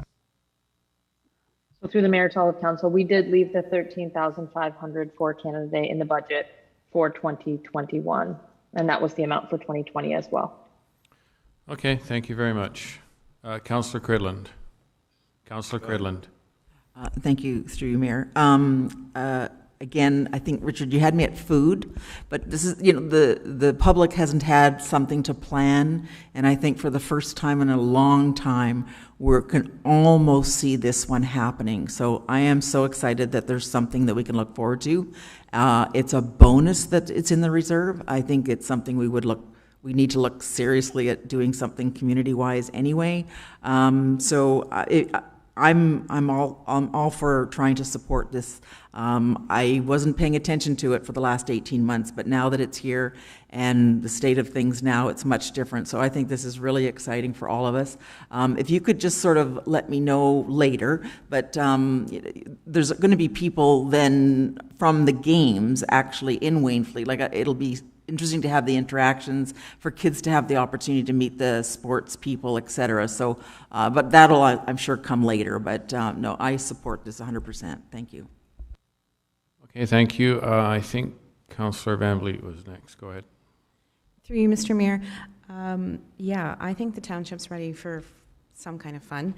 I was actually contacted by one of the board of directors for the 2022 games just to see if we were still on board a few months ago when I said as far as I knew we were. And I was very excited that we're partnering with Nunavut because I have my brother live there, my cousins live there. I'm just wondering how we get the community involved. Like, should I contact this board member and have him come and do a PowerPoint for us all so everybody can see, or should we leave it in your hands, Richard? Yeah, Richard's on the committee, so go ahead, Richard. Through your worship to Councillor Van Vliet. Yes, I mean, what we're planning right now is, the schedules are in place that I believe it's November, end of November, beginning of December. All the 13 for 13 hosts basically are submitting what their preliminary plans are as we move forward. The plan is, I believe, to start January-ish. Is to start doing campaigns for promotion of the Canada Summer Games, not just the games themselves and the host communities that are lucky enough to have the games, but also the 13 for 13 program and the events that'll be taking place in all the communities. So there will be a promotion starting forward. They're starting to have those meetings, I believe last week or the week before. So the plan is to start rolling them out, become January, and again to come to council once some of these, the final promotional stuff is in play, to highlight some of the performers at each location and what the events are going to be happening. So things will be ramping up in the new year. But again, the plan is to secure all councils and the programs, or the preliminary programs at least from each event to be submitted so they could start going over them, and that way they can start putting the promotional material together so we can start promoting it beginning of January. You may see coming as well as once the promotional signage is made. One of the plans are, for instance, is the Canada Summer Games, the large logo. We'll be putting up a very large logo on the arena wall because we have a large space there underneath our Wainfleet arena sign, and that's where we'll be start promoting that as well. And we'll be putting future publications as the events and planning take place on our websites for all the communities, etc. So we're hoping to be able to start promoting once we have all the materials in place very shortly. But again, we'll be looking out to the community to participate, to not just to volunteer, but just to come and enjoy and meet some of the athletes and their families. These events are usually in the evenings or afternoons, and they'll be like the games themselves will be responsible for trying to arrange busing so the athletes and their families can attend to these events, because it's not like somebody that's coming from, say Alberta that's in the sports games doesn't know how to get to Wainfleet. So they'll be coordinating all that as well to try and get them to our events as well. So, okay, thank you, Richard. Is there any other comments or discussions? Seeing none, the motion's on the floor, and I'll now do the vote. All in favor? Opposed? One opposed, 4 in favor. That is carried. Thank you.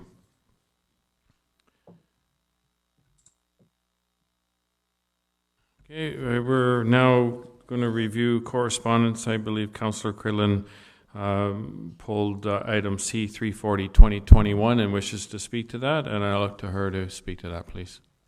Thank you, through you, Mayor.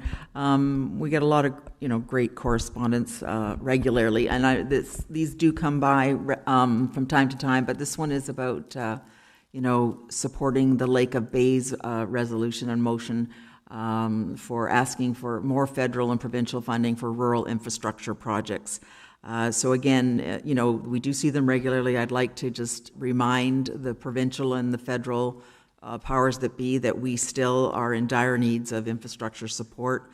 And the timing of maybe doing it today is that the Rural Ontario Municipality Conference is due to happen in January.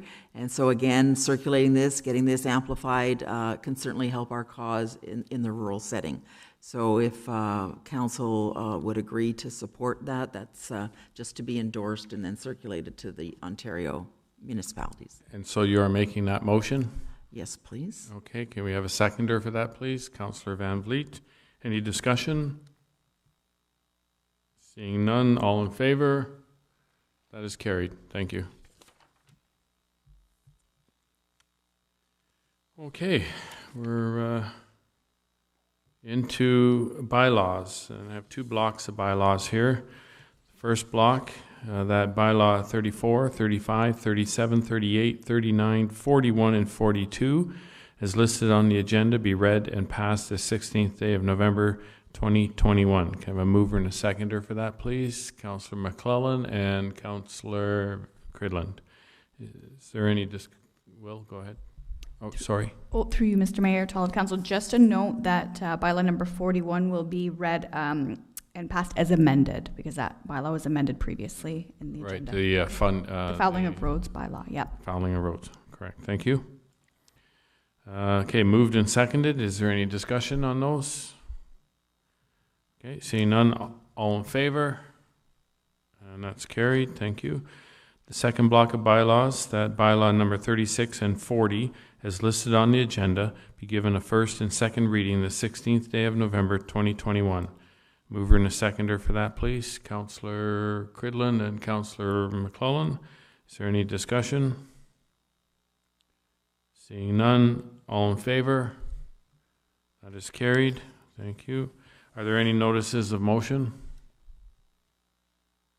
Okay, seeing none, there is no closed meeting, no rise and report, and simply the bylaw to confirm the proceedings of our council. That bylaw 43, 2021 being a bylaw to adopt, ratify, and confirm the actions of the council at its meeting held on the 16th day of November 2021 be read and passed the 16th day of November 2021. Mover and a seconder, please. Councillor Gilmore, Councillor Van Vliet. Any discussion? Seeing none, all in favor? That is carried, and our meeting is adjourned. Thank you. Lots of work done tonight.